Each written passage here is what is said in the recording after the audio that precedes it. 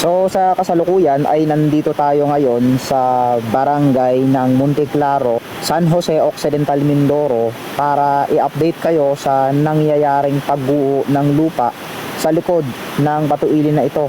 At isa rin sa pinangangambahan ng mga tao na residente ng mismong barangay Monteclaro ang patuloy na paglakas ng baha sapagkat oras daw na matupok ng baha yung sinasabi nilang kalsada na dinadaanan ng mga tao ay mangyayaring papasok na daw ang sinasabing baha doon sa mismong baryo ng Monteclaro. Kaya ito yung pinangangambahan ng mga residente, lalong-lalo na sa patuloy na paglakas ng ulan dito sa San Jose Occidental, Mindoro. Bagamat wala nang bagyo ay apektado pa rin ang Mindoro sa sinasabing pagbaha dahil sa hanging habagat. So ito na ngayon yung nagiging sitwasyon dito sa parte na ito na kung saan pinangangambahan nilang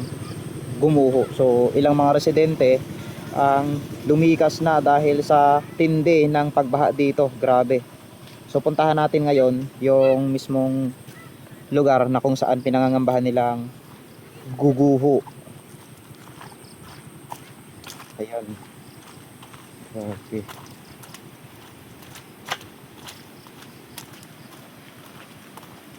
Kinakain na pala yung pupulot.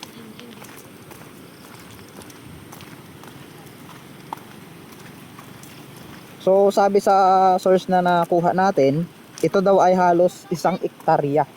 1 hektaryang palayan na kung saan makikita natin ngayon ay halos wala na 0.2 o 0.1 yung natira dahil sa tindi ng pagbaha.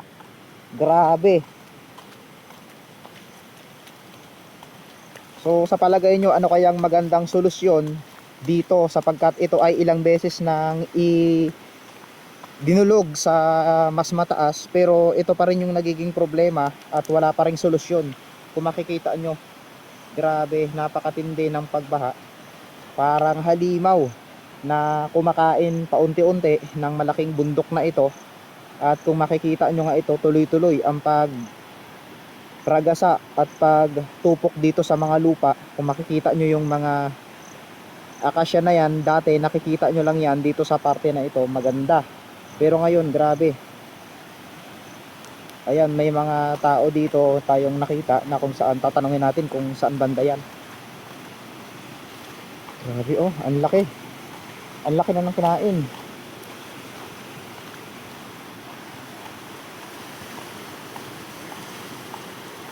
Ay, grabe.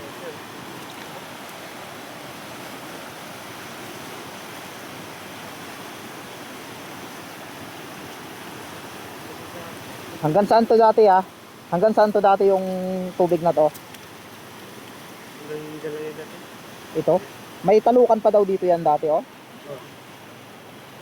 Halos 1 hektarya na yung kinain. Grabe, tuloy-tuloy. Pag lumakas ulit yan, panigurado, wala na. Ayan oh. Yan, unti-unti siyang kinakain eh. Grabe.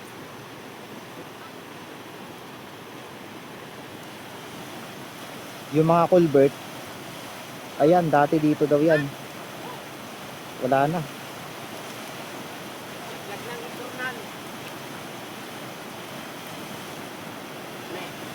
Wala na, laglag na.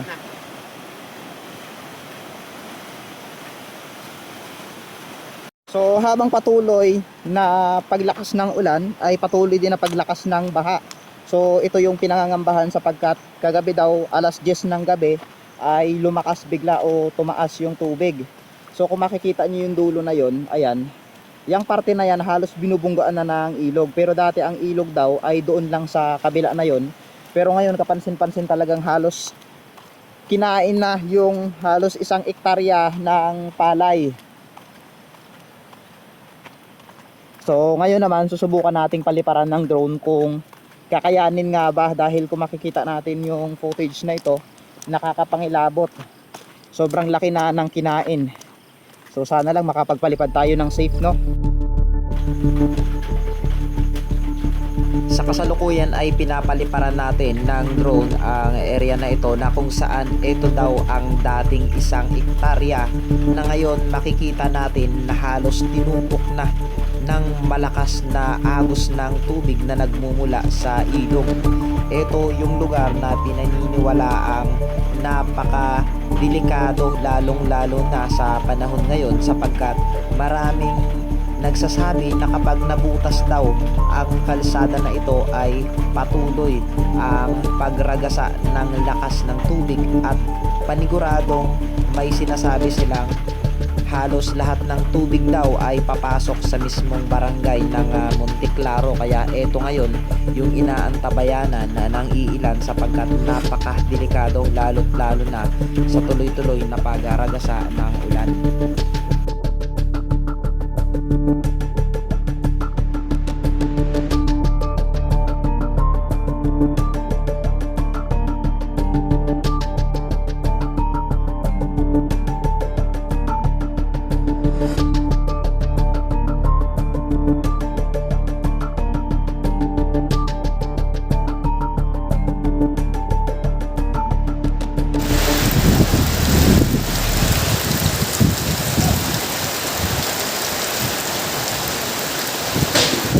Yun.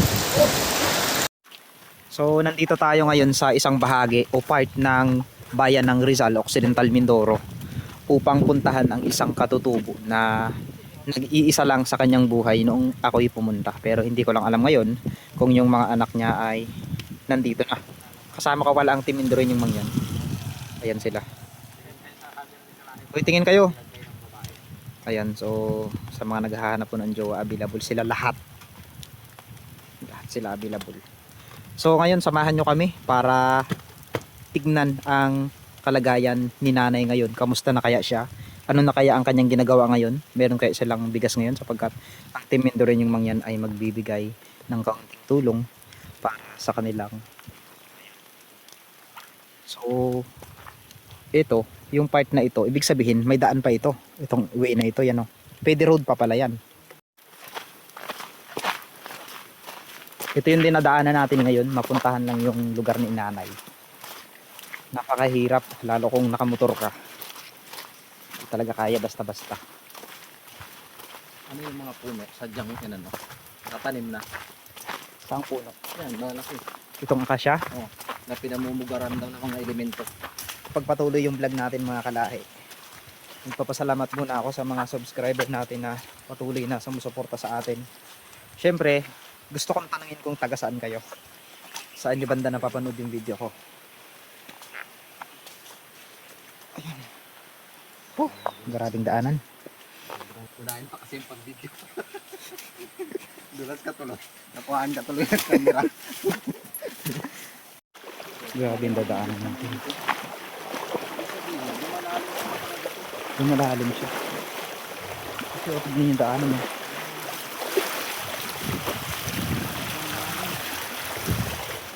So saan tayo dadaan? Dito na.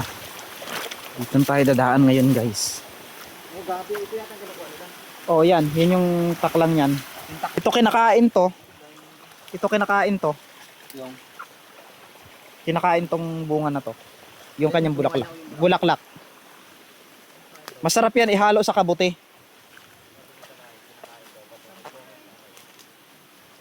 Oh my God.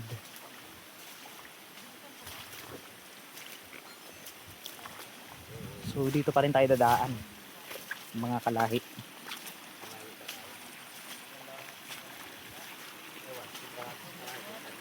Sinilas ko, naiwan. Tapos may abang pala no. Patay ka. So, nakikita nyo yung bundok na umuusok na yan. Diyan tayo pupunta. So may bahay tayong nakita dito. Ano kaya ito? Kaninong bahay kaya ito? At bakit dito nakatirik ang bahay nila sa gitna ng kagubatan no? May umuusok.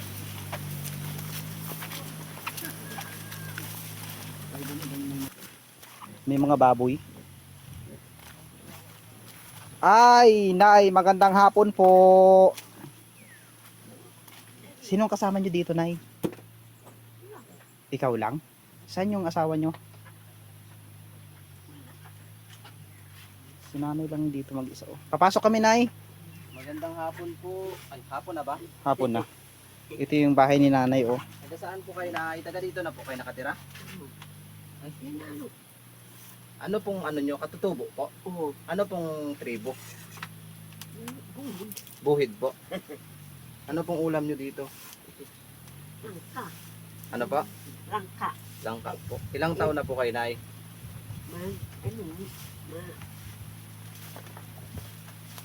May ano na po, 70? Mayroon na ano. Ano pong kabuhayan nyo? Kaya kainin. Kakainin si nanay, pinapakain kami. May kape dyan nyo? Yan. Meron kaming dalang kape, asukal. Ano yun? Ay, dala ko nila. Wala si nanay bigas, oh. Yan sa lahat ng viewers na makapanood kung meron man po kayong sobrang. Wala kayong anuhin. Meron po, nay, meron. Nay, mauna po kami, nay. May pupuntahan pa po kami. Nay, thank you po. Hindi. Ingat po kayo, nay, ha. Walang tigilan na ako. Sige po, thank you po. Wala rin ako. Una po kami, nay. Saan tayo dadaan? Ang daming gabi, oh. Taga magsaysay po.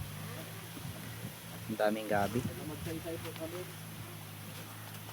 So, dako tayo dito sa pangalawang bahay. Pero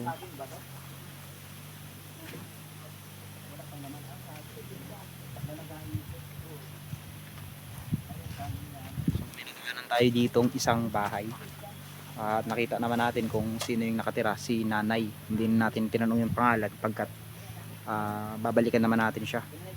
So, gusto niya man tayong bigyan ng saging ay wala na daw silang stock at kinain na rin nila.